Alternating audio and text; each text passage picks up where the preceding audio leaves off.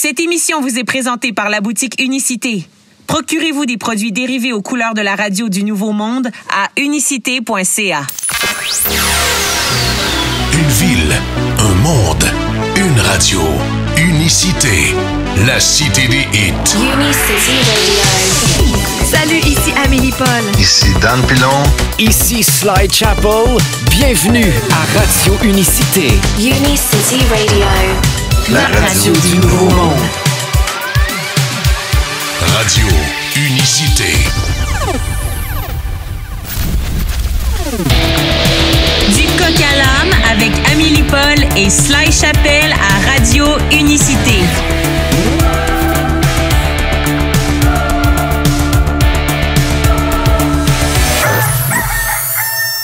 Le coq a chanté, il est 16h30, nous sommes jeudi 29 septembre. Bienvenue à Du coq à l'âme avec Amélie Paul et Sly Chapel. Bonjour Amélie! Bonjour Sly! Toujours très heureux de te retrouver pour une autre édition. Amélie, quelle semaine!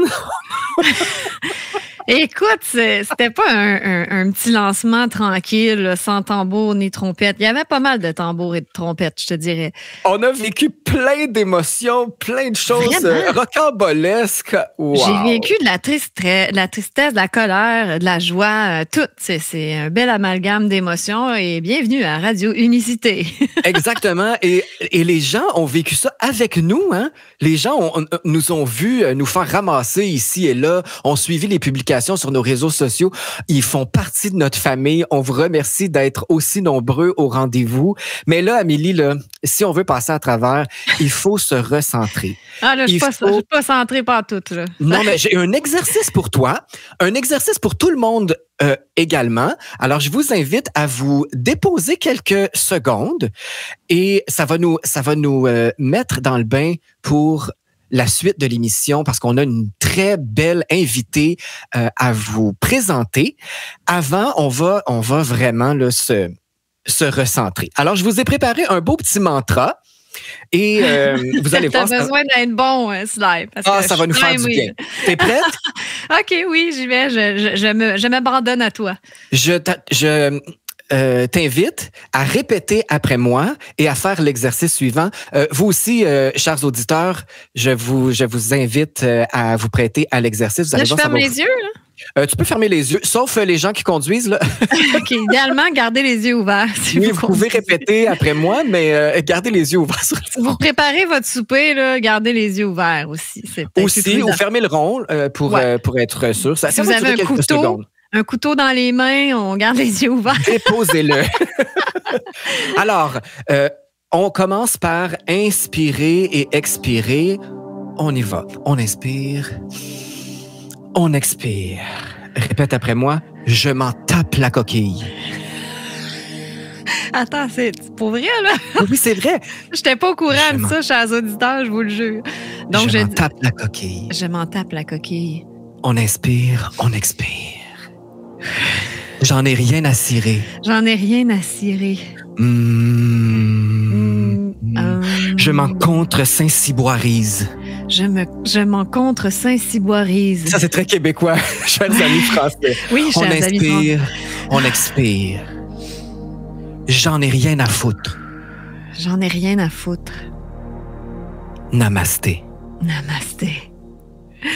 Ben, ça a presque marché, ça. Ben, ça fait du bien. Autant que je trouvais ça ridicule, mais vu que j'ai ri, ben, ça m'a calmé. Donc, on est dans le nouveau monde, Amélie. On s'en fout. De la 3D, de ce qui se passe à l'extérieur. C'est notre média du nouveau monde. C'est le vôtre.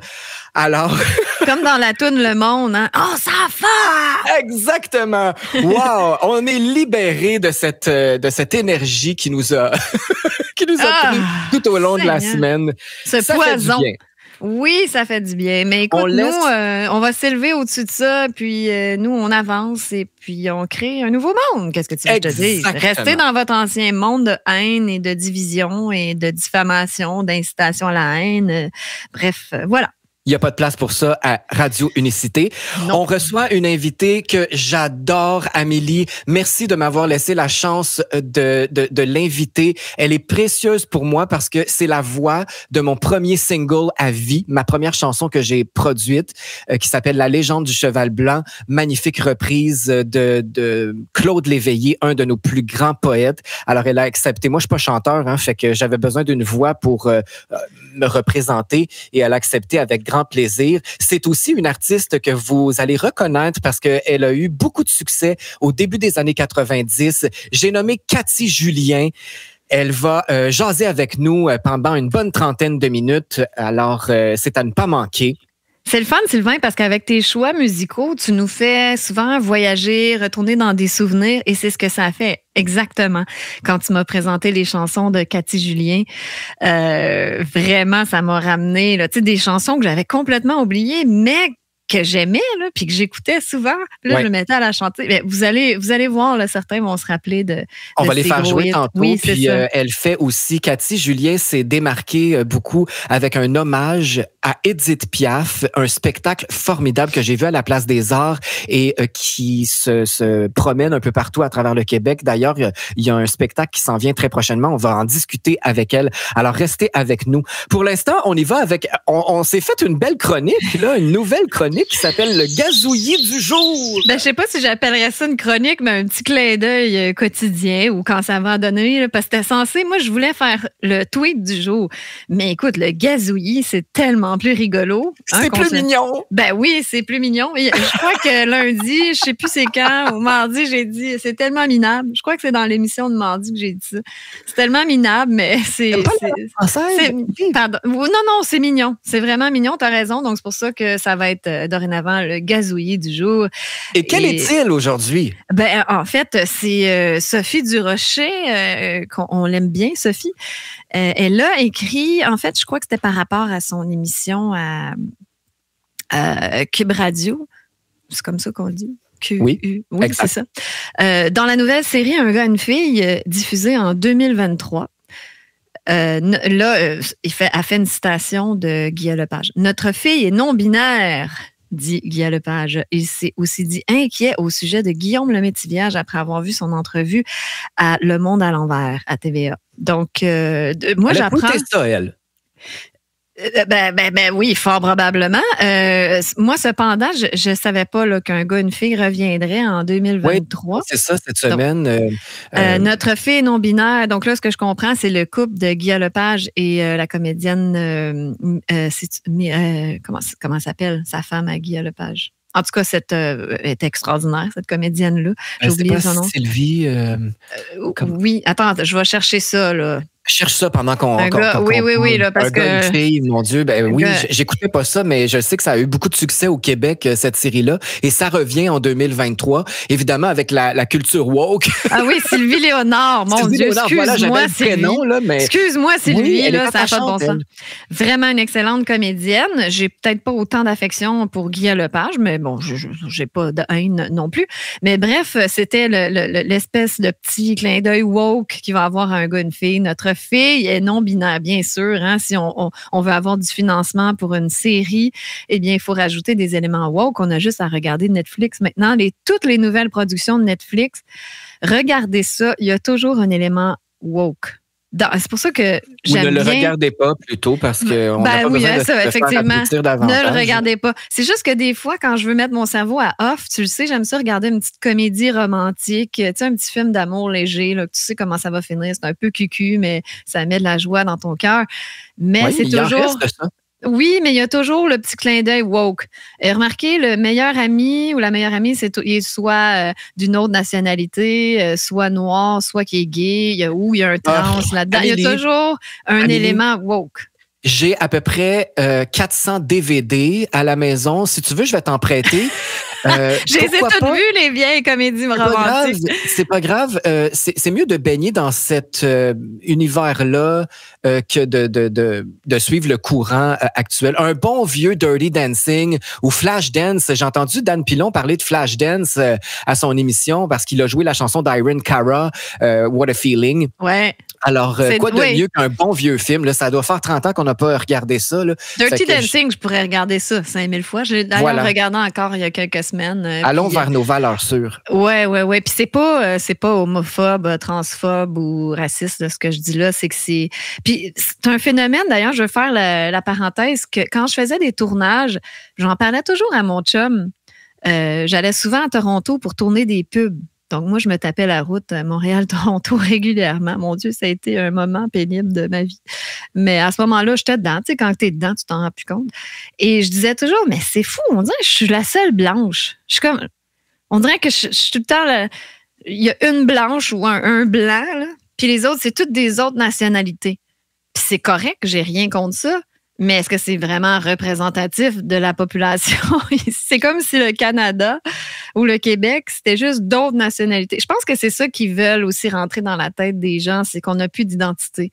Depuis plusieurs années, il y a eu beaucoup d'immigration. Puis moi, je souhaite la bienvenue quand même à tous ces gens-là. Il faut départir. C'est pas une question qu'on est contre. C'est comme si...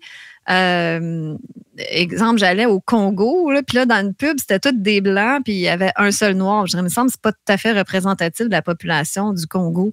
Je sais pas si c'est un propos raciste, là, on a peut-être qui vont être outrés, mais pas vraiment. Il n'y a pas ben de woke qui nous écoutent, là, par ceux qui nous écoutent pour nous haïr.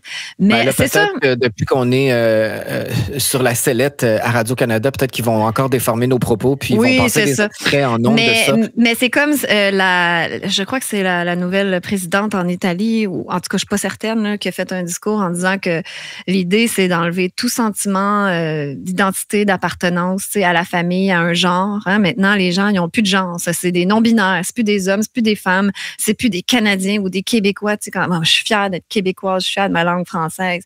C'est comme si dire ces trucs-là, c'est raciste, c'est pas bien. On veut comme... Parce que quelqu'un qui il n'y a plus de sentiment d'identité, il est plus facilement manipulable. Tu sais, il est moins ancré dans qui il est vraiment.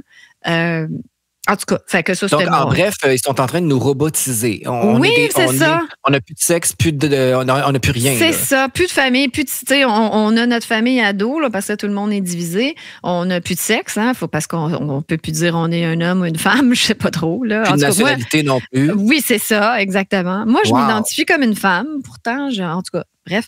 Et, mais là, tu vas te faire retirer les seins. Ah oui, c'est vrai. Donc, je suis plus une femme. Mais non, mais on ne sait pas trop c'est quoi une femme. Il y a même les scientifiques qui ne peuvent pas vraiment le définir. Et la suite, c'est, il s'est dit aussi inquiet au sujet de Guillaume Lemaitre-Vierge après avoir vu son entrevue à Le Monde à l'envers. Et c'est quoi? Parce que Guillaume Lemaitre-Vierge a montré des émotions. Hein? Il a pleuré un petit peu, donc là, il s'inquiète pour sa santé mentale ou c'est rendu qu'on ne peut plus montrer des émotions. Là. Ça, c'est très grave. C'est n'importe quoi. Et je l'ai regardé, ce segment-là du Monde à l'envers avec Stéphane Bureau. Il a été excellent, Guillaume Lemaitre-Vierge. Il a été posé. Oui, il était émotif. C'est normal. C'est ça, le vrai côté humain. Oui. Et ça il a montré bien vrai. fait ça. Ben oui. Donc, moi, je suis pas inquiet du tout. Je l'ai connu très jeune, Guillaume Lemaitre-Vierge. On avait 14-15 ans. Je l'avais interviewé lorsqu'il avait sorti son album de musique avec son frère. Alors, je le connais depuis que je suis très jeune. Je l'ai croisé aussi dans plusieurs galas, tout ça. C'est vraiment un bon gars, près de ses émotions, vraies, authentiques. Et ça a l'air que ça dérange de nos jours. Alors, Guy a pas besoin d'être inquiet pour notre ami Guillaume. Il est vraiment ébranlé et avec raison, mais pas obligé d'en rajouter. En fait, c'est Sophie Durocher qui a rapporté ces propos-là. Mais en plus que Guillaume Lemaitre-Vierge, il est habitué lui aussi à se faire ostraciser, à se faire, je sais pas, intimider, là, mais il me semble dans cette passe-là, quand il était adolescent, il a fait rire de lui beaucoup, il s'est fait mettre de côté du milieu artistique. Plus tard, dans sa vie adulte, là, il a joué dans une série qui était très populaire. C'est-tu Minuit le soir? Au Casino, en affaire de main. J'ai pas écouté ça, là, donc je sais pas, mais ça l'a remis sa map. Là. Il est comme redevenu hot. Il a fait plusieurs films aussi, Les Trois petits cochons, Nitro. Oui, mais il y a eu une période noire où ça a été difficile pour lui, puis il s'est fait mettre de côté. Donc lui, il sait c'est quoi. Donc, je crois qu'il est habitué à une bonne controverse, puis être différent. C'est un mouton noir. Je crois que ses parents étaient très, très éveillés, très différents, du moins. Tu sais, un peu de genre hippie. Là. Donc, il a été élevé là-dedans, lui. Il doit avoir un très haut niveau de conscience, ce gars-là, mais il peut pas trop en parler dans ce milieu-là pour pas se faire mettre de côté. Un peu comme Sylvie Boucher, dans le fond. Elle s'est exprimée, puis elle s'est vraiment faite ridiculiser même. Mettre de côté, ridiculiser. Alors, dans ce milieu-là, il faut pas trop montrer, il faut pas trop être space. Là. Faut pas Quel trop, bel air, hein? On est dans une ère là, vraiment, c'est très chaotique, mais comme on l'a déjà mentionné, c'est nécessaire en ce moment pour faire un grand nettoyage. Moi, ce qui m'aide au niveau du nettoyage, c'est la musique. Je ne peux pas vivre sans musique. Et là, je vais vous faire découvrir quelque chose, chers auditeurs. C'est une belle découverte pour moi et je veux vous la partager parce que c'est ça, Radio Unicité. J'ai découvert un duo pop chrétien qui est originaire d'Australie. Maintenant, ils sont basés à Nashville, aux États-Unis. Et vous allez voir, ça nous élève. Voici For King and Country avec leur belle chanson Amen à Radio Unicité. Est-ce que ça fait du bien, cette chanson-là, Amélie? Wow, c'est tellement beau. J'adore ça. Ils ont su aller chercher ce genre de prière, hein, avec un titre comme Amen, Amen. C'est un duo pop chrétien, mais c'est très actuel au niveau de la musique. J'adore ça. C'est une belle découverte. For King and Country. Puis, tu sais, Amen, là, ça veut tout dire là, qu'on soit religieux ou non. Ça n'a pas d'importance, mais Amen, je crois que ça veut dire ainsi soit-il. Donc, c'est vraiment dans cette conscience-là de lâcher prise puis d'accepter ce qui est, tu sais, d'aller dans le flow. Ainsi soit-il, tu sais. Ouais. Donc, je trouve ça merveilleux. J'espère que vous avez aimé ça. Écrivez-nous sur les réseaux sociaux pour savoir ce que vous avez pensé de cette belle chanson de For King and Country. Amélie, il y a quelque chose d'inusité par rapport au célèbre Joe Biden. Il est toujours très drôle en lui. En fait, c'est juste une drôle de déclaration qu'il a fait. Ça fait un bon moment, là. Ça doit faire un an. Je suis sûre que c'était en 2021, ça. C'est juste très, très cocasse. Et je voulais faire le parallèle avec... là, ça, c'est vraiment pas drôle, là, le drame de la tempête Fiona, l'état d'urgence aux îles de la Madeleine et tout ça, ce que les habitants de cette région-là ont vécu. Il n'y a rien de drôle là-dedans. Mais le parallèle avec Joe Biden, qui est totalement débile, je ne sais pas c'est quoi le qualificatif. Alors, il a fait, on va vous faire jouer ce qu'il a dit. Je suis retombée là-dessus ce matin, donc c'est pour ça que j'ai dit je vais faire le parallèle, c'est trop drôle. Joe Biden, il a vraiment dit, si vous vivez dans un État où il y a souvent des ouragans, comme la Floride, la côte du Golfe, il a parlé de la côte du Mexique, là, justement, du golfe du Mexique autour de la Floride ou Texas. Une partie vitale de la préparation pour la saison des ouragans est de se faire vacciner maintenant. Il a dit, tout est plus compliqué si vous n'êtes pas vacciné pendant un ouragan ou un désastre naturel. Alors voilà, le message est passé aux habitants des îles de la Madeleine.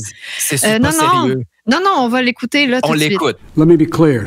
If you're in a state where hurricanes often strike, like Florida or the Gulf Coast or into Texas, a vital part of preparing for hurricane season is to get vaccinated now. Everything is more complicated if you're not vaccinated and a hurricane or a natural disaster hits. J'en reviens pas, Amélie. Il a vraiment dit ça. Alors, les gens des îles de la Madeleine qui ont été victimes de la tempête Fiona, j'imagine que pour les non-vaccinés, ça a été bien plus compliqué pour vous. Alors, je suis vraiment désolée, j'ai beaucoup de compassion. Et donc, on vous suggère tous d'aller vous faire vacciner dès maintenant au cas où qu'il y ait un autre ouragan qui frappe chez vous ou bien peu importe où vous habitez. Parce qu'on sait tous que, tu sais, une fois vacciné, c'est bien plus simple de dealer avec une catastrophe naturelle, bien sûr. Je ne sais pas quoi dire. Je pense qu'il n'y a rien à rajouter. Ceci dit, j'envoie beaucoup d'amour et de compassion aux îles de la Madeleine parce qu'il ne faut pas rire de cette catastrophe-là. Il faut rire des propos de Joe Biden parce que c'est incroyable. Voyons voir si on est vacciné, on est protégé de quoi que ce soit ou on peut passer plus facilement à travers ça. C'est complètement ridicule. Hey, j'ai besoin de musique pour reprendre mes esprits. Sauf que là, on va être thématique et je vous envoie ouragan. Ça, c'est merveilleux. Là, je vais être comme diabolique. Là. Je veux pas rire de ça, mais je trouvais que c'était d'à propos. Voici, tu te rappelles-tu de Stéphanie de Monaco, la princesse? Je l'aimais bien, puis là, tu m'as rappelé en me parlant de la chanson Ouragan. qu'effectivement, ça c'était dans les années 80, début 90. Encore, on revient souvent à cette époque-là parce que c'était notre adolescence. Hein, ça nous a marqué. Premier gros succès pour la princesse Stéphanie de Monaco en 1986. Stéphanie qui était la fille du prince de Monaco, évidemment, et de l'actrice américaine Grace Kelly. Alors, Stéphanie de Monaco a connu une carrière musicale et c'est ce que je voulais vous faire entendre pour nous rappeler des souvenirs, mais aussi pour faire le petit clin d'œil thématique. Ça, c'était son premier hit? Oui, premier gros hit. Je me rappelais pas de ça, mais elle en a eu d'autres, c'est ça. Mais le pire, je me rappelle de la musique que j'écoutais, moi. Oui. Ça, c'était bon aussi. Oui, c'est si bon. Voici Stéphanie de Monaco avec Ouragan à Radio Unicité. Ouragan, Stéphanie de Monaco, un succès souvenir de 1986. Amélie, savais-tu que cette chanson-là a été numéro 1 en France pendant 10 semaines consécutives? Incroyable. Et oui, et avec ce petit clin d'œil, on envoie beaucoup d'amour et de compassion à tous ceux qui sont aux prises avec la saison des ouragans en ce moment en Floride. Là-dessus, Amélie, je suis vraiment, vraiment excitée de te présenter notre invité du jour. Mais avant, on va mettre les gens en contexte en leur faisant entendre ma chanson, La légende du cheval blanc, reprise de Claude Léveillé avec la magnifique voix de Cathy Julien qu'on reçoit en entrevue tout de suite après à Radio Unicité. Amélie, je suis très excitée parce qu'on reçoit Cathy Julien, qui est sans contredit l'une des plus belles voix du Québec. Elle a hérité d'un don vocal exceptionnel. D'abord autodidacte, elle perfectionnera son art tout au long de sa carrière avec diverses formations en musique, en danse, en théâtre. Elle possède une feuille de route des plus impressionnantes et un naturel scénique désarmant. Je l'ai vu à plusieurs occasions en spectacle, que ce soit dans une comédie musicale, dans son hommage à Édith Piaf, dont je vais vous parler, dont on va se parler ensemble. Elle est formée en musique, en théâtre, en danse. Elle a fait partie de grandes productions telles que Les Misérables, Dancing, Roméo et Juliette, Sweeney Todd, le trailer musical dont il y a eu un film avec ça, mettant en vedette Johnny Depp. Mary Poppins, plus récemment, et Prom Queen. Elle a enregistré 4 albums en carrière et chanté à l'international à de nombreuses reprises. Là, je suis en train de la vanter, là, mais je l'aime tellement. Un CV. C'est tout un CV impressionnant. Bonjour, Cathy Julien. Allô. Comment vas-tu? Ça va, rayon de soleil. Merci, méchante intro, merci. Puis j'ose rajouter quelque chose à ça, les amis. Vas-y. C'est-à-dire que je viens de faire la comédie musicale Annie aussi, qui a eu un gros succès au Québec. Voilà. C'est vrai, comment ne pas mentionner Annie? C'est vrai, c'est tout chaud. T'as aimé ton expérience? J'ai adoré. Ça a été 2 cadeaux énormes sur cette production parce que, premièrement, c'est quelque chose que je voulais faire au niveau professionnel, être la coach vocale d'une comédie musicale. Donc, Serge Denoncourt m'a approché pour être la coach vocale de la comédie de Annie. Et malheureusement, il y a une comédienne qui s'est blessée sur le show. Donc, vers le 21 juillet, je suis rentrée sur le show. J'ai appris le show en 5 jours, puis j'ai fait toute la run, comme on dit dans notre métier. J'ai fait la run jusqu'à la fin septembre. C'était quoi ton rôle, Cathy? En fait, j'étais dans l'ensemble, puis je faisais 4 petits rôles, dont Sophie qui était dans les personnes qu'on appelait de Hooverville, là, les gens. Ça a beaucoup rapport à l'année de Roosevelt, le président et tout ça. C'était dans les années 1933 à Annie. Après ça, j'ai fait justement Perkins, qui était une vraie femme ministre qui a existé, qui a fait énormément changer les choses avec le cabinet Roosevelt. D'ailleurs, c'est beaucoup elle qui est en arrière du New Deal. Donc, c'était hyper le fun à jouer. Ensuite, je faisais Mrs. Greer, qui se trouvait à être la gouvernante de la maison de Monsieur Warbucks, où est accueillie la belle Annie. Oui. Puis après ça, des petits rôles par-ci, par-là. Ouais. OK, t'as appris tout ça en 5 jours? Oui! Ouais. Je sais pas, là, moi, j'aurais été un paquet de nerfs. Là. J'aurais probablement fait une crise cardiaque, donc bravo à toi. C'est gentil. Je cultive, depuis la pandémie, je cultive la zénitude. Alors voilà. Ah, mais ça paraît, t'es tellement zen, tu fais du bien. Les amis, avant de poursuivre l'entrevue, pour remettre les gens en contexte, parce que Cathy Julien, peut-être que ça dit pas grand-chose aux gens, mais c'est une des plus grandes artistes, une des plus belles voix du Québec, et vous allez certainement reconnaître un de ses plus grands succès du début des années 90. Moi, là, ça m'a interpellé parce que je suis un gars de dance.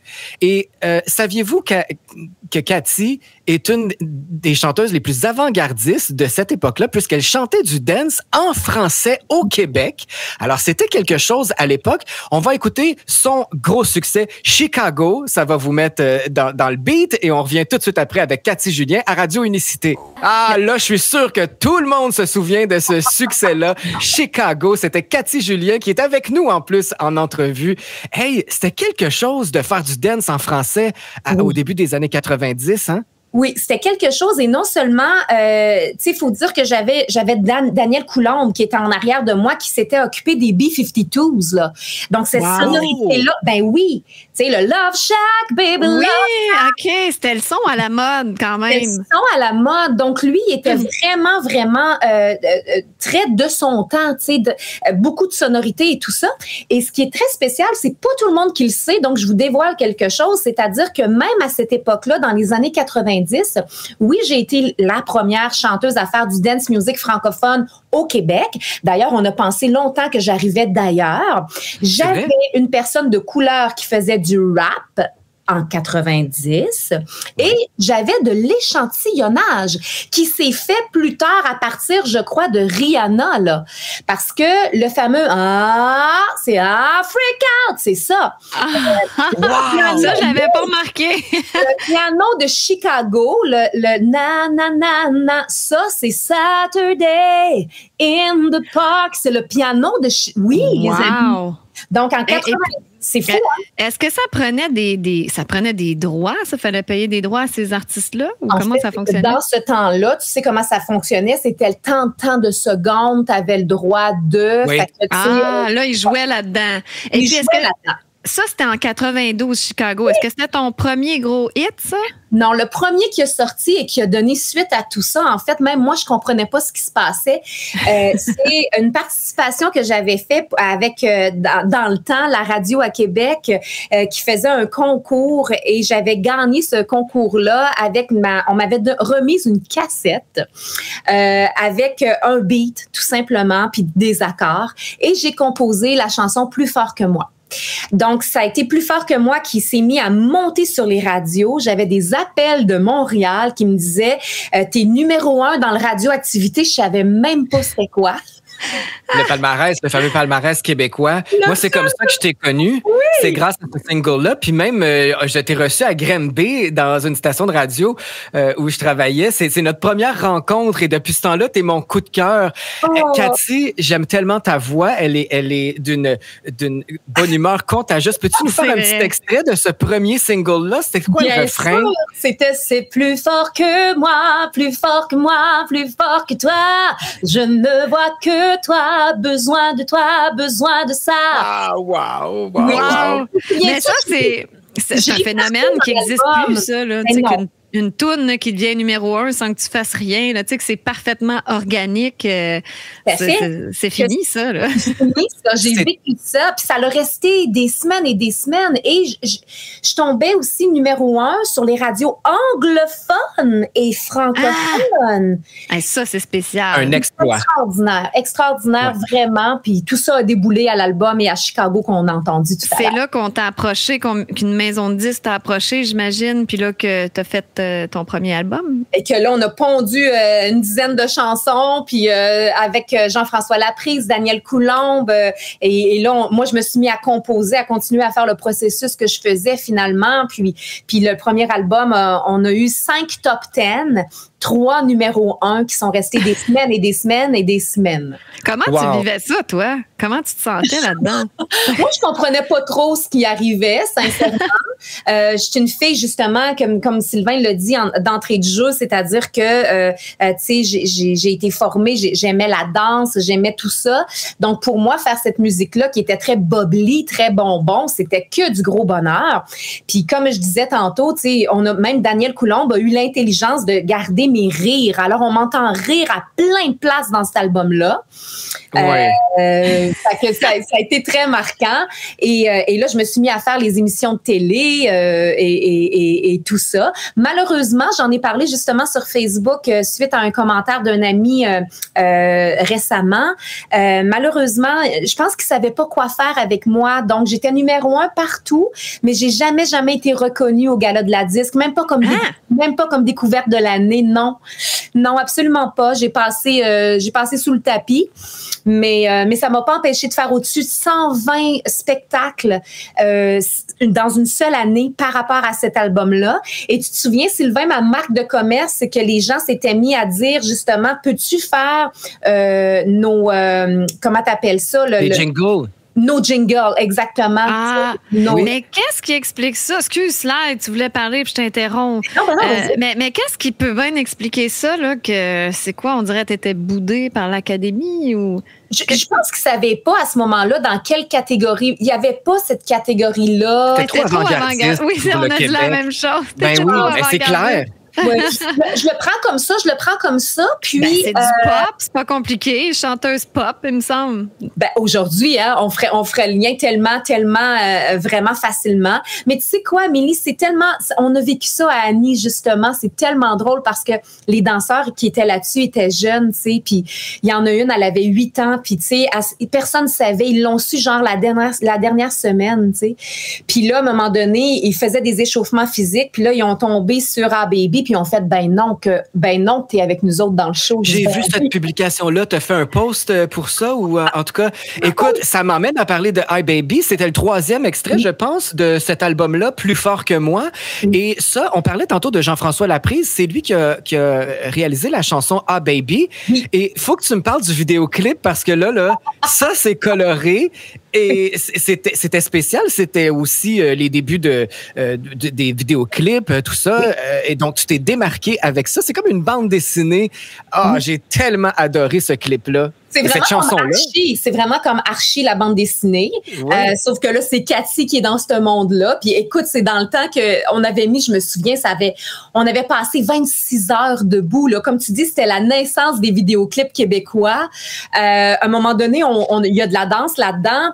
Puis, tu sais, il y avait eu l'espèce d'idée de génie. Pas trop génie finalement, de faire un wet down, tu sais, un plancher wet down, puis il était très tard, il était rendu 2h du matin, puis là on se met à essayer de danser là-dessus, mais tout le monde glisse, là finalement assèche le plancher, en tout cas, mais puis celui qui faisait Jughead, qui est au Michel Langelier, il est au drum, il faisait comme, parce qu'on voulait tout que ça soit gros, là.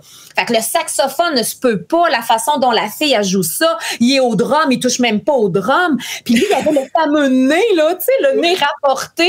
26 heures. Wow! Ah, mais ça, je pense que ça valait la peine parce que moi, c'est un vidéoclip qui m'a marqué, surtout que j'étais rivé devant mon téléviseur dans le temps à Musique Plus. Là, j'écoutais ça jour et nuit. Ouais. On va l'écouter si vous le voulez bien parce que là, on parle du clip, mais la chanson est tellement joyeuse. Oui. Alors, on va se mettre de bonne humeur avec Cathy Julien. Voici Ah Baby à Radio Unicité. Et là, quand on parlait de son rire, là, ben voilà. Ah Baby, c'était Cathy Julien. Je suis tellement de bonne humeur, c'est contagieux. C'est contagieux. Mais attends, c'est vrai, moi, je te connaissais pas, Cathy, mais c'est sûr que Slime m'avait parlé beaucoup de toi, bien en bien, évidemment, mais c'est vrai que tu as tellement une belle énergie contagieuse, tu fais du bien. Donc, merci d'être là puis d'avoir accepté notre invitation, puis je suis contente de te connaître maintenant. C'est très réciproque et moi aussi, je suis contente de te rencontrer parce que oui, aussi, Sylvain m'a parlé de toi, tu sais, puis dans le fond, on est dans son monde toutes les deux, mais on s'est jamais rencontrés. Puis tu sais, à Baby, là, il y a eu un article à un moment donné dans la presse, là, une couple d'années. Puis malheureusement, je me souviens pas c'était qui le chroniqueur, mais il avait dit c'est un must. Allez écouter ça parce que ça vous met du soleil pour toute la journée. Puis j'étais là, mon Dieu, dans la presse, là, tu sais. Ça fait voyager, on revient, mais pour moi, à mon âge, je reviens à mon adolescence. Puis tu sais, c'est comme une chanson qu'on pensait plus. Puis là, on se dit, ah oui, c'est vrai, je tripais sur cette tune-là, moi. Exact. C'est familier. Écoute, on est maintenant rendu à ton 2e album, Cathy, que tu as sorti avec un premier extrait. En fait, c'est la pièce titre, Avec un peu d'amour. Oui. Et ça, c'est ton premier album avec Sony. Donc, ton deuxième, mais ton premier, parce que là, tu t'es fait signer par Sony Music. Hey, ça doit être une consécration de se faire signer par un gros major. Ben, c'était un aboutissement, je veux dire, c'était un rêve, tu sais. Puis je suis très contente qu'on en parle parce que finalement, ça n'a pas été une histoire heureuse, tu sais. Puis il y a C'est ça. Je ne savais pas si tu voulais en parler, mais on a beaucoup de... pas des préjugés, mais on pense que hey, c'est Sony Music, ça y est, je suis parti pour la gloire. Et il y a beaucoup d'artistes. Tu sais, Cathy, je suis gérant d'artistes depuis plusieurs années. C'est facile d'en mettre plein les yeux aux artistes qui ont plein d'espoir et qui pensent que ça y est, ma carrière est lancée. Je te laisse parler de ton aventure, Cathy. Ben, en fait, c'est, tu sais, je pense que, écoute, loin que je me compare à Sting, mais à un moment donné, j'avais vu un reportage à Sting aussi, puis qui a dit, je sais pas trop combien d'albums que ça a pris avant que finalement il se fasse connaître et tout ça. Moi, Sony est venu me chercher et c'était exactement comme tu es en train de dire, c'est-à-dire que je me disais, ben, voyons donc, c'est fou. C'était même Vito Luprano qui s'occupait personnellement. C'est la première fois en guys que j'en parle avec les noms des personnes et tout ça. Ça me fait plaisir de le faire. Je le sens. Merci. Je sens qu'il faut que je le fasse, puis avec ce qui se passe aujourd'hui aussi dans ce monde-là, qui a beaucoup changé, et pas tant, mais quand même, moi, je crois pour le mieux. Et à ce moment-là, Vito Luprano était venu me chercher moi-même, puis disons-le, lui voulait faire une deuxième Céline avec moi, puis je pense que j'avais les capacités. Et donc, Sony m'ont signé pour 10 ans. 7 albums internationaux. Donc, moi, j'ai... Wow! Hey, ça, c'est le rêve. La consécration totale. Wow! OK. Et après un premier album qui avait quand même fonctionné comme ça, de par un peu nous-mêmes, là, tu sais, d'une petite compagnie et tout ça, c'était vraiment extraordinaire. Et malheureusement, la vérité, je ne la saurai jamais. J'ai entendu plein de choses par rapport à ça, mais mon rêve a duré tout le temps que j'ai fait l'album. Écoutez, ça a été extraordinaire. Je me faisais emmener au Junos. Je rencontrais des Jean-Jacques Goldman, les artistes. J'étais quasiment sur le bord de rencontrer Michael Jackson aussi. C'était fou. D'ailleurs, sur cet album-là, parenthèse, j'ai quand même un texte de Diane Warren qui a été repris après ça par Brian McKnight, le chanteur, dans une version anglophone, et aussi Gloria et Stéphane. Tu sais, fait que tu fais comme wow. Moi, j'avais la version francophone de ça. Tu avais des textes d'Eddie Marnay aussi, hein? C'est pas rien. Tu as travaillé avec Céline Dion. Ouais, excuse-moi, je t'ai devancé. Ben non, c'est parfait. On est tellement connectés. Toi, tu y croyais à ton album, il y avait des hits là-dedans, puis ça avait du bon potentiel, là, je présume. Oui, sauf qu'en même temps, c'était une grosse industrie, puis je pouvais pas tant faire ce que je voulais. Tu comprends? Fait que j'étais heureuse, mais pas si heureuse que ça. Ça devait te rendre folle, ça. Ouais. Mon seul bonheur là-dedans, c'était d'être wow, comme Sylvain, wow, je suis avec Sony Music, je veux dire, sky's the limit, là. Je suis partie, moi, là, tu sais. Mais, fais ça comme ça, fais cette chanson-là parce qu'elle est bonne. Oui, mais, non, bref, j'étais jeune et pas assez assumée quand même pour 25 ans. J'avais 25 ans, puis j'ai pas assez assumé. Et donc, je pensais que tout allait être comme un conte de fées. Ça a été extraordinaire le temps qu'on a fait l'album. Et lorsque l'album est sorti, tenez-vous bien sur vos chaises, ça a duré 2 semaines. Wow. Qu'est-ce qui s'est passé? Ils ont sorti avec un peu d'amour sur les radios, que ça a quand même voulu monter. Après ça, tout a été bloqué et ils m'ont donné ce qu'on appelle dans le jargon un release. J'ai été chanceuse parce qu'ils auraient pu me mettre sur une tablette pendant des années, pendant 10 ans. Ils m'ont donné un release et je n'ai jamais su la réponse et je n'ai jamais revu Vito Luprano non plus. Un release, Cathy, pour les gens de Monsieur et Madame Tout le Monde, c'est comme si on t'a donné ton 4% dans le fond, hein? On te libère du contrat. Salut. Mais t'avais pas les droits sur aucune toune, je présume. Donc, on te libère, mais tu peux pas rien faire avec ce que tu as fait en studio dont tu étais fière. Oui, donc l'album est mort. Automatiquement, l'album est mort. Ils ont sorti avec un peu d'amour. Même pas 2 semaines après, ils ont essayé de sortir la belle balade que j'avais faite qui s'appelait « Je suis là ». Qui montrait justement le côté, pas le côté dance, mais le côté justement plus chanteuse à voix, si je peux me permettre. Et tout est arrêté là. J'ai eu un téléphone, puis ça a été... Puis là, tu sais, c'est Sony Music, fait que tu... C'est ça. Qu'est-ce que tu veux faire? Mais... Je me demande, parce que j'ai déjà vécu des déceptions comme ça dans le milieu de la musique, même dans le milieu de l'acting, mais c'était beaucoup moins d'envergure que ça. Et ça tue en dedans de vivre ça. Donc, je sais pas comment tu te sentais, toi, là, comme on t'a appris ça. Toi, tu disais, mon Dieu, là, ma carrière à part. Oui. Est-ce que ça a été long de t'en remettre? C'est très spécial ce qui s'est passé, c'est-à-dire que c'est une blessure qui, parce que t'as pas de raison, hein.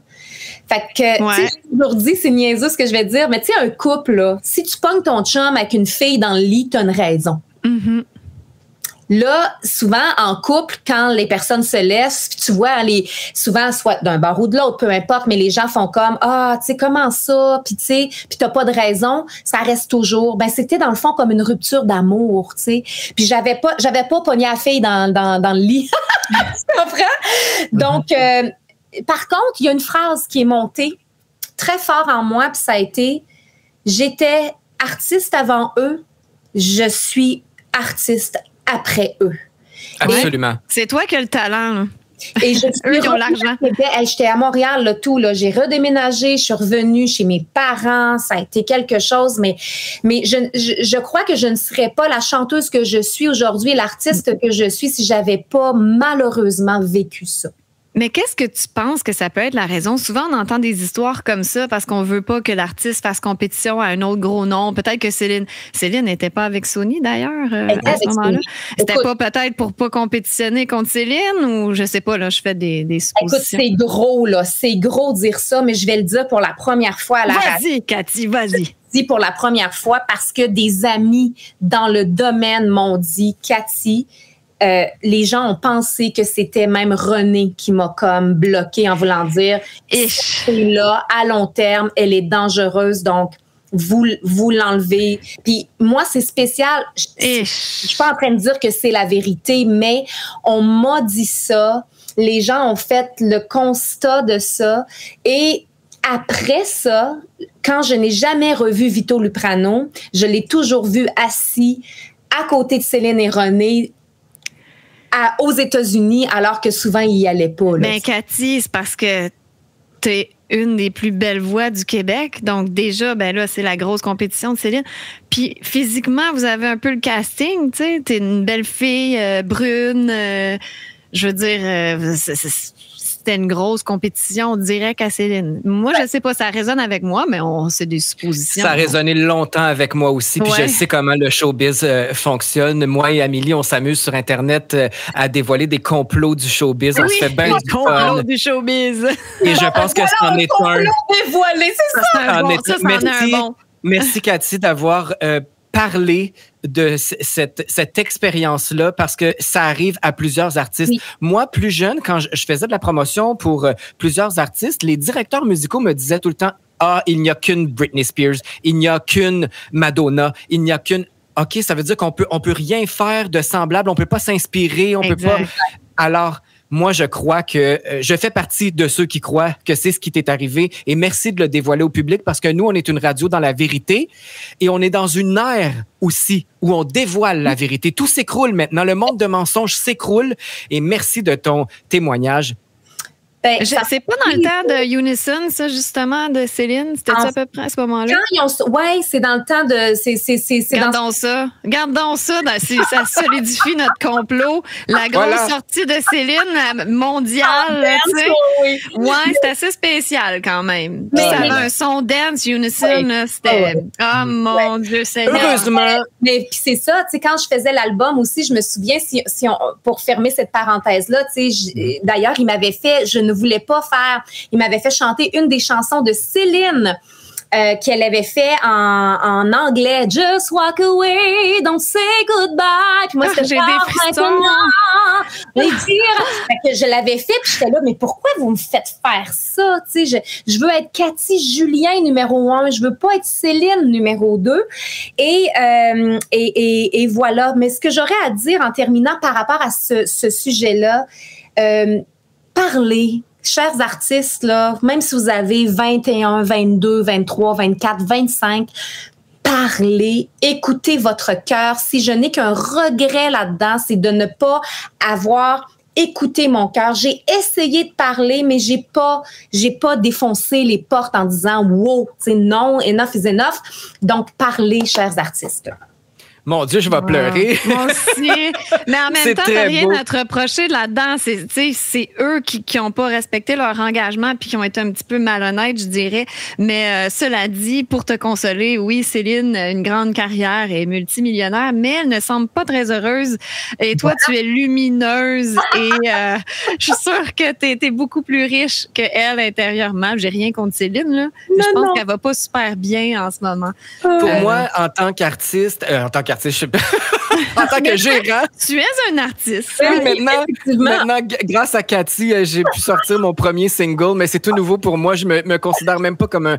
En fait, je suis un artiste frustré. Moi, j'aurais aimé être à l'avant, mais finalement, j'ai bifurqué. Mais en tant que gérant d'artiste, que je voulais dire, je veux tellement que les artistes soient reconnus à leur juste valeur. Je veux les laisser s'exprimer. Quand j'ai signé Samantha Fox au début des années 2000, on a parlé souvent, a dit Sylvain, est-ce que tu me laisserais écrire mes chansons parce que toute ma vie, on m'a dit de chanter les chansons des autres, les textes et la musique des autres pour avoir un gros succès mondial. Mais là, à 40 ans, j'ai plus le goût de chanter Touch Me Now.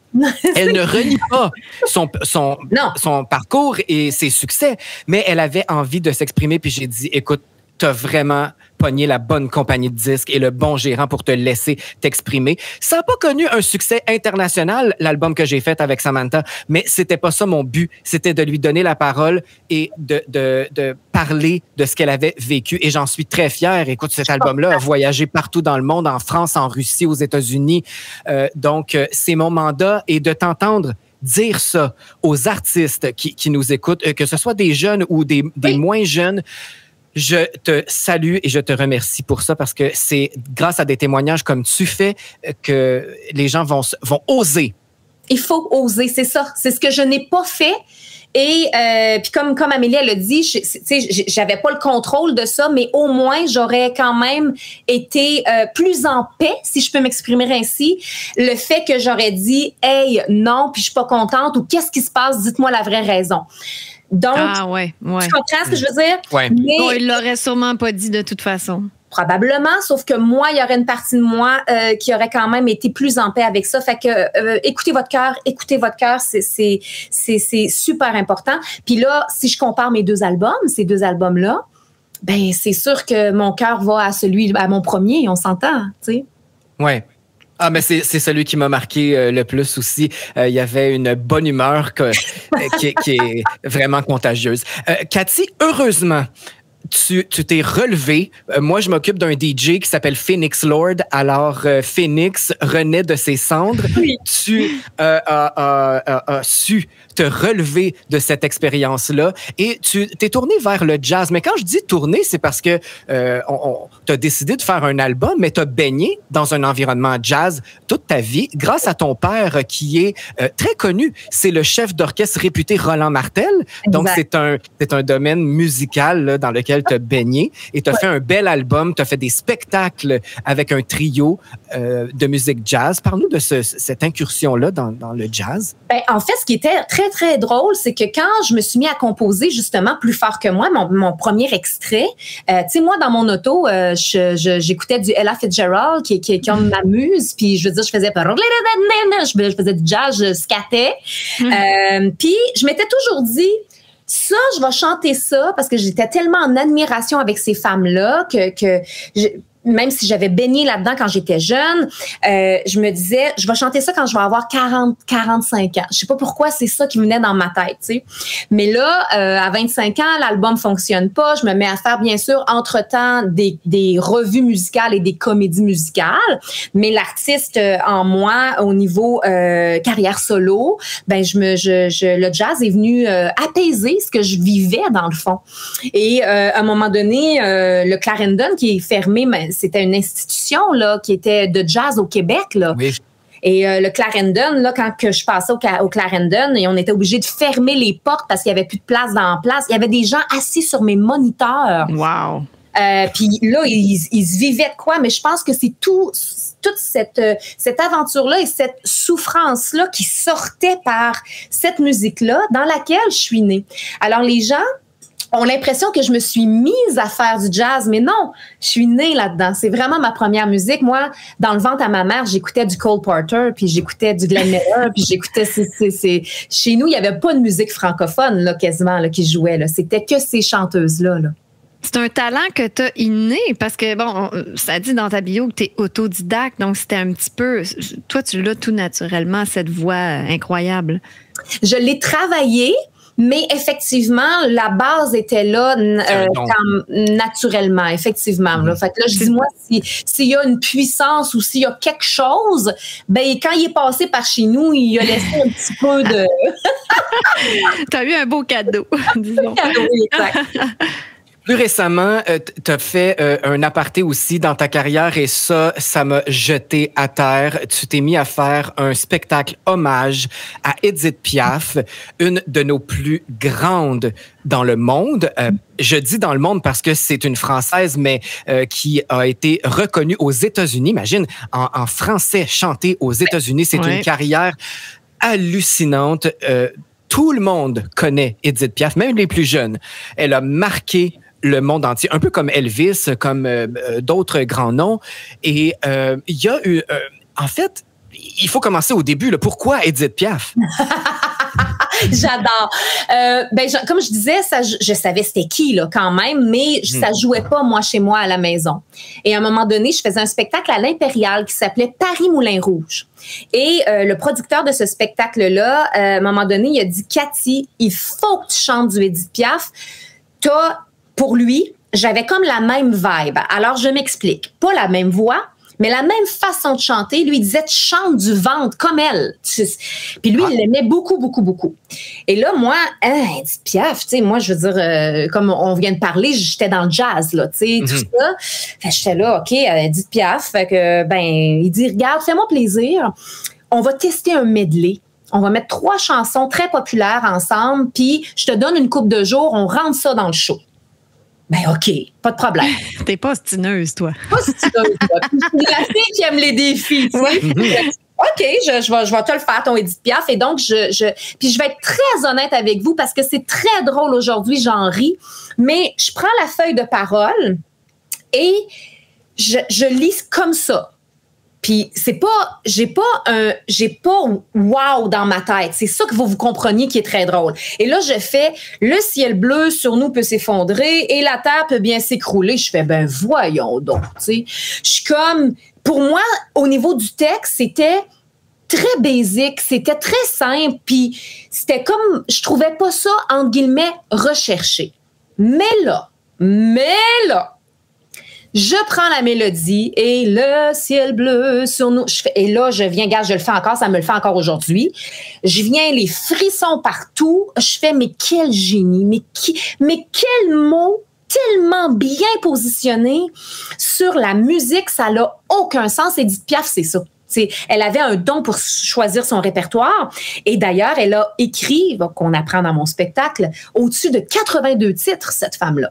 Cette femme-là, c'est elle qui a écrit l'hymne à l'amour. C'est elle qui a écrit La vie en rose. Est-ce que chaque chanson que tu chantes, ça te donne un peu ce feeling-là de dire « Wow, quel génie d'écriture! » Complètement. Et quel génie de femme. Et je me suis... en fait, on a fait le medley. Et là, il y a eu standing ovation. Je disais, mais voyons donc, qu'est-ce qui se passe? Qu'est-ce qui se passe? Et j'ai remis... très longtemps, le fait de faire un hommage, là, les gens disaient, fais un show, ça n'a pas de bon sens. Je disais, oui, mais il y en a, il y a Claudette, tu sais, il y a même Paty Galland qui en a fait, il y avait Léo Manja, il y en a plein. Donc, je voulais pas aller dans ça à ce moment-là, mais je ne comprenais pas que Édith Piaf méritait d'être chantée et que son œuvre se poursuive pour des années et des années. Donc, si moi, je pouvais en faire partie aussi, ben tant mieux, tu sais. Et là est arrivé, je suis partie chanter à Paris avec Dancing et je suis allée chanter sur les scènes où Édith chantait. Merveilleux. Et là, à chaque fois, ça me saisissait. Donc, j'ai fait le Casino de Paris, moi, comme meneuse de revue. J'ai fait les Folies Bergères, j'ai fait le Trianon. Le Trianon à Paris, c'est extraordinaire. Edith a chanté là, mais surtout au Casino de Paris.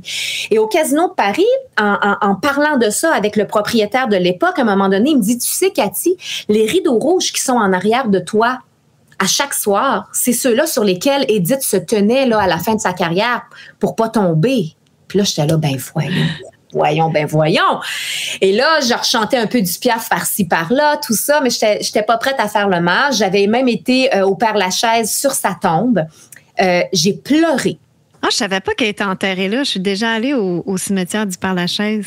Hey, Amélie, tu t'attends là à la grosse affaire Edith Piaf, c'est pas ça du tout. C'est une tombe plate, noire, tu sais, très sobre.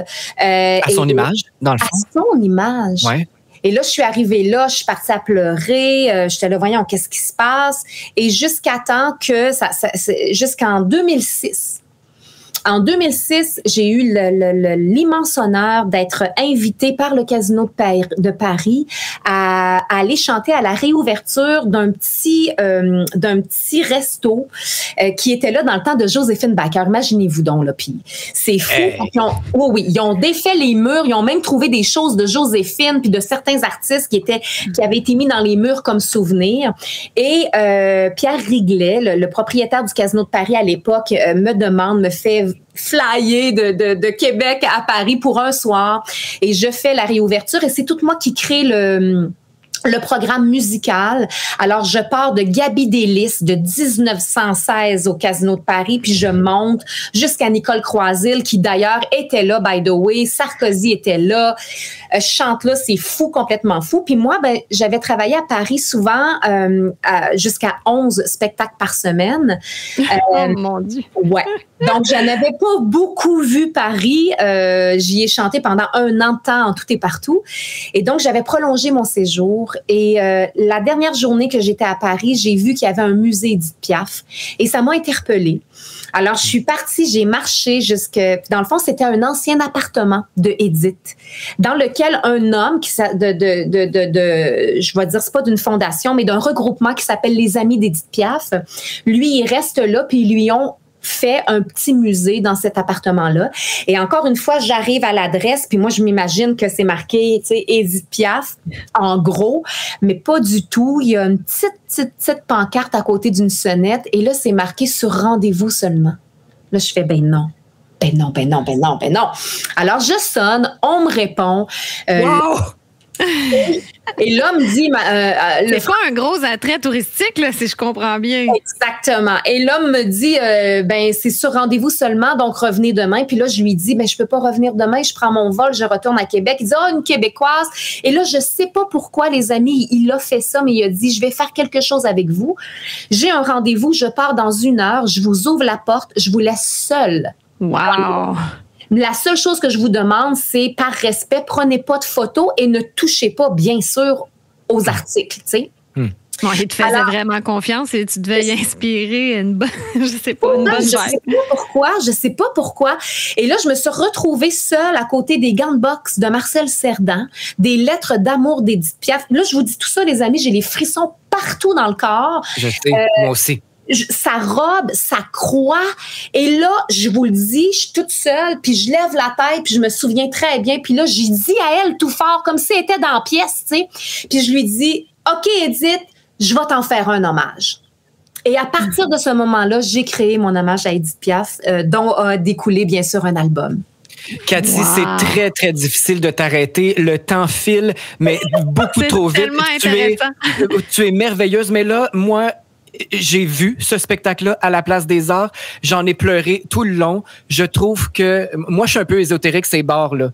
Je te sens possédée par Edith Piaf. Quand je dis possédée, c'est pas négatif. Là, je pense que elle entre en toi pendant que tu es sur scène et elle te donne des ailes. Je l'ai vécu, donc je sais de quoi je parle. Et pour le public, même si on la voit pas, même si vous voyez pas Cathy à l'œuvre, je vous fais entendre cette merveilleuse chanson-là, l'hymne à l'amour d'Edith Piaf, interprétée par Cathy Julien.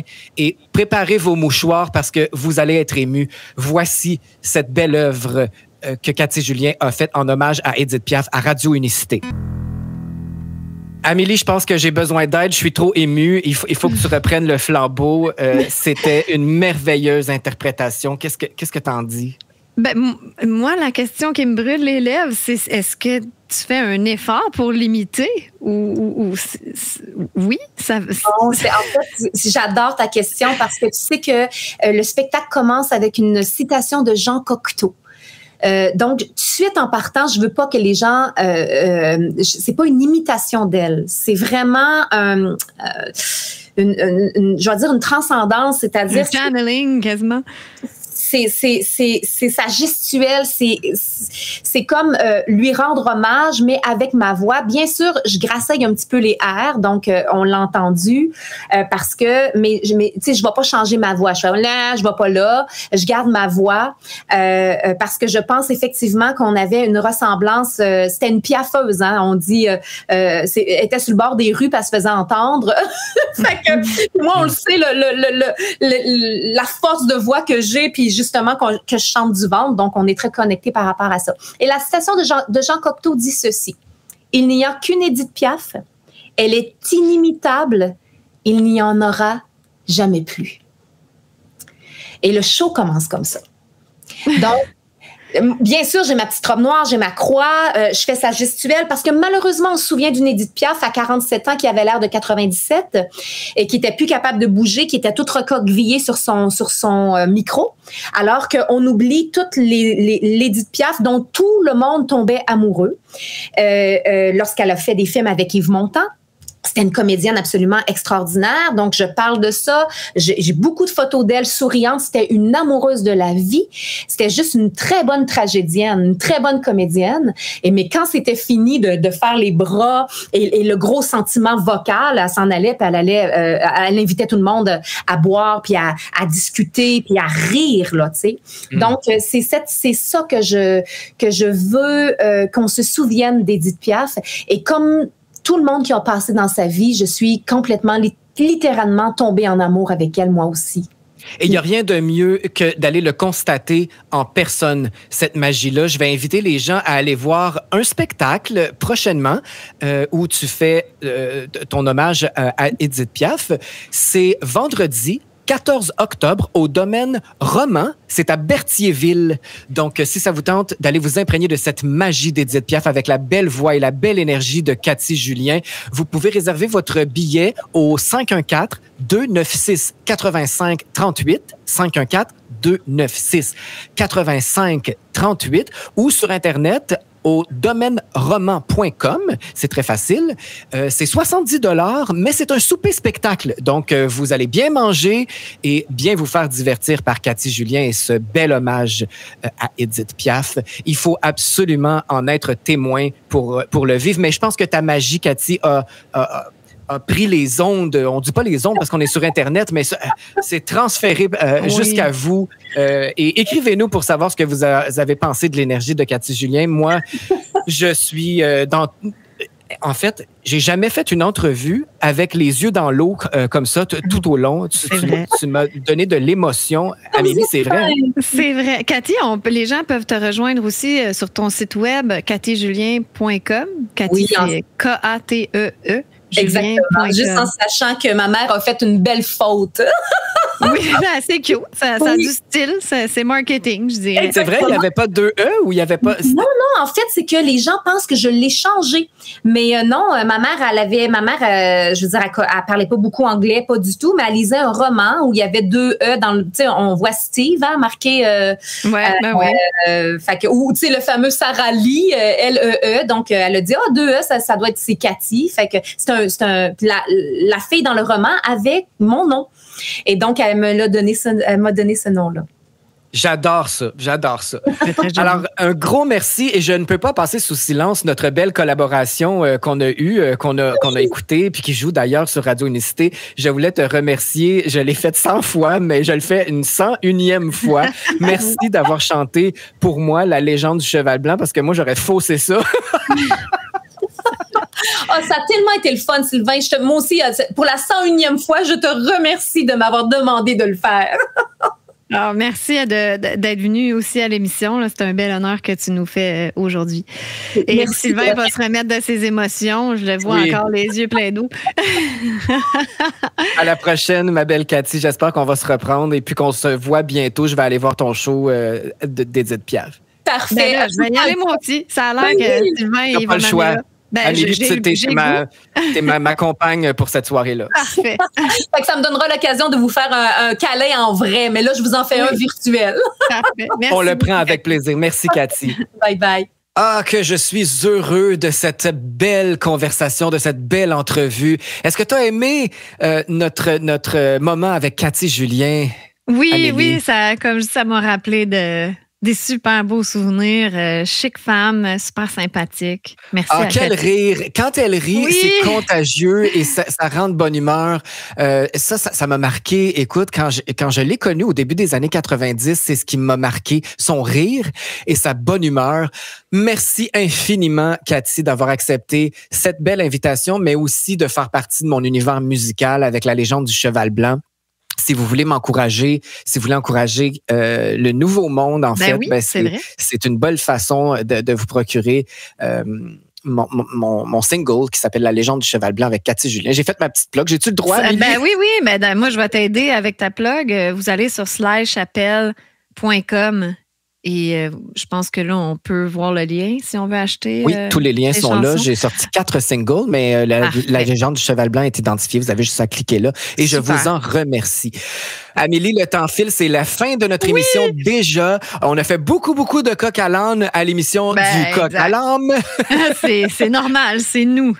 Avant de terminer, j'aimerais vraiment inviter les gens, il vous reste quelques jours seulement pour devenir membre fondateur, nous aider à bâtir cette grande aventure-là qui est notre belle radio Unicité. Je dis qu'il reste quelques jours parce que avec ce forfait qu'on vous offre de payer 250 $, vous avez accès à notre party de lancement qui va avoir lieu le 22 octobre. Donc, ça s'en vient très vite. Alors, si vous voulez y participer, c'est le temps d'envoyer un virement de 250 $ à l'adresse courriel suivante, marketing@unicité.ca avec la réponse à la question secrète, fondateur.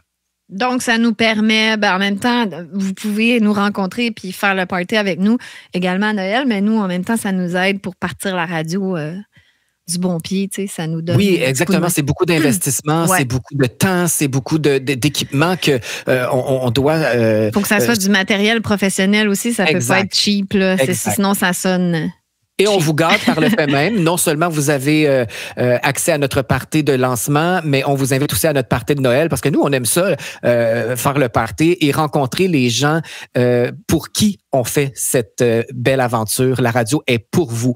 Alors, venez me rencontrer. Moi, je suis nouveau là-dedans. Là. J'en reviens pas comment les gens sont sympathiques, puis j'ai le goût de vous voir, j'ai le goût de vous faire un câlin, j'ai le goût de vous remercier en personne d'être là. Donc, pour un beau 250 $ qui va nous aider, vous avez la possibilité de faire le party avec nous et on vous donne aussi un T-shirt aux couleurs d'Unicité, notre beau logo qui est inspirant aux belles couleurs, le bleu et violet. Alors, donc, c'est 2 parties avec le repas payé plus le T-shirt, c'est ça? Oui. Pour 250 $ à marketing@unicité.ca. Réponse à la question de sécurité fondateur. D'autre part, merci infiniment. D'autre part, si vous êtes une entreprise et que vous voulez aussi nous aider d'une autre façon, vous pouvez commanditer notre émission ou annoncer dans notre émission. Là, pour l'instant, on n'a pas de publicité, mais à chaque demi-heure, on va avoir une petite section de publicité pour faire briller les commerces et même si vous avez des services à offrir, vous pouvez annoncer chez nous. Et ça, c'est à... c'est la même adresse, voyons. Tout va bien, c'est la même adresse. Fonctionnel. Ben oui. marketing@unicité.ca et c'est notre superbe collègue Mélanie qui va vous indiquer toute la marche à suivre et aussi les prix de nos différentes émissions. Vous pouvez annoncer dans du coq à l'âne, bien sûr, mais vous pouvez annoncer dans toute la programmation de jour, de nuit. On a des tarifs différents pour chaque période et pour chaque émission également. Vous pouvez annoncer dans l'émission de Sylvie Boucher et Dominique Guérin. Vous pouvez annoncer partout, comme Dan Pilon le fait très bien jusqu'à maintenant. Vous avez un aperçu là, des publicités, des généreux annonceurs qui ont fait affaire avec nous jusqu'à maintenant. Moi, Sylvain, mon rêve, c'est qu'au début, il y ait un petit ID là, qui dise du coq à l'âne vous est présenté par... Puis là, tu sais qu'on a une compagnie éveillée du Nouveau Monde, là, une belle association comme ça. Là, c'est fait pour ça. Alors, joignez-vous à nous. Pour l'instant, l'émission vous est présentée par la boutique Radio Unicité. On a notre boutique de produits dérivés. Allez voir ça. Moi, je me suis commandé une tasse parce que j'aime bien boire mon café le matin avec les couleurs d'Unicité. Je me suis commandé un T-shirt aussi que je porte fièrement. Vous savez, c'est une forme de publicité que vous pouvez nous faire en portant votre T-shirt. Où là, il commence à faire froid. Ça nous prend un coton ouaté avec... Un hoodie. Moi, j'ai acheté un hoodie. Ouais. Ben, pour faire de la radio, maintenant, on n'a plus besoin de se mettre chic puis de s'arranger. Alors, moi, j'aime ça me mettre un petit hoodie là, confortable puis être bien au chaud. Aux couleurs de notre radio.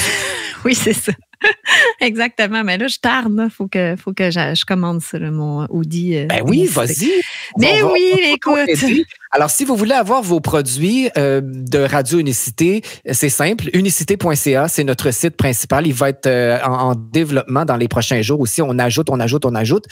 Pour l'instant, vous avez un petit onglet boutique Radio Unicité. Vous cliquez là-dessus et vous arrivez directement sur notre boutique pour choisir le produit que vous voulez. Il y en a pour tous les goûts. Là, j'ai dit tasse, t-shirt, hoodie, mais il y a d'autres choses également. Alors, allez faire un tour, ça nous aide grandement. Amélie, on est en congé demain, vendredi, et on est de retour lundi en pleine forme à l'émission du Coq à l'âme. Donc, on va souhaiter aux gens une excellente fin de semaine en notre compagnie. Il va y avoir beaucoup de musique ce week-end. Ne manquez pas Rise Like Phoenix avec l'inspirant DJ Phoenix Lord. Ça, c'est vendredi soir, 21h. On a une belle soirée de DJ pour vous mettre dans l'ambiance, pour faire le party décontracté.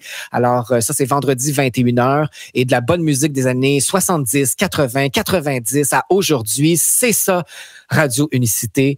Merci Amélie pour ta bonne humeur, pour tes nouvelles, pour la belle recherche que tu fais. Ça a été une semaine forte en émotions. Alors, beaucoup de compassion pour toi. Je t'envoie beaucoup d'énergie. Je t'aime, je t'embrasse. Moi aussi, je t'aime. Merci pour tes mantras et puis merci d'être là pour me ramener, me calmer.